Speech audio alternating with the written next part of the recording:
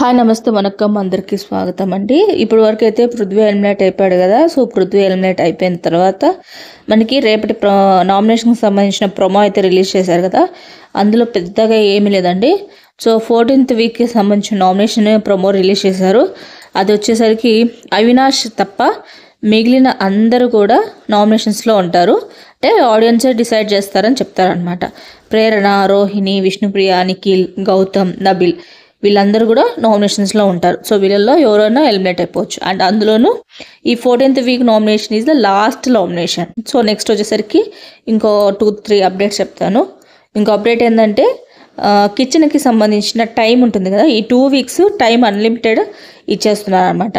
No restrictions time గురించి అయితే. Next ఇంకోటి వచ్చేసరికి ఓటర్స్ అపీల్ చేసుకునేదాన్ని స్టార్ట్ చేశారు. బిగ్ బాస్ ఇస్తాడు ఆపర్చునిటీ కంటెస్టెంట్స్ అందరికీ ఓట్స్ అపీల్ చేసుకునేదానికి ఆడియన్స్ నుంచి. సో ఇదొక అప్డేట్ ఈ వారంలో ఉంటుంది.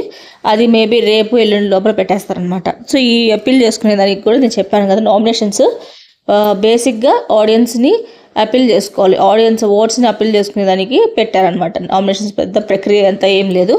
సో నార్మల్గా ఉంది. నెక్స్ట్ ఈ 2 వీక్స్ వచ్చేసరికి టైం అయితే అన్లిమిటెడ్ చేసేసారు కిచెన్ టైమింగ్.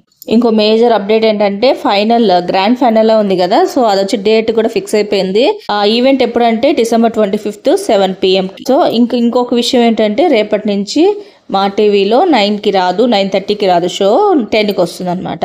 ఏదో సీరియల్ స్టార్ట్ అయిపోతుంది కదా. సో మరిన్ని వీడియోస్ కోసం నా ఛానల్ లైక్ చేయండి, షేర్ చేయండి, కొత్త సబ్స్క్రైబ్ చేసుకోవడం మాత్రం మర్చిపోకండి.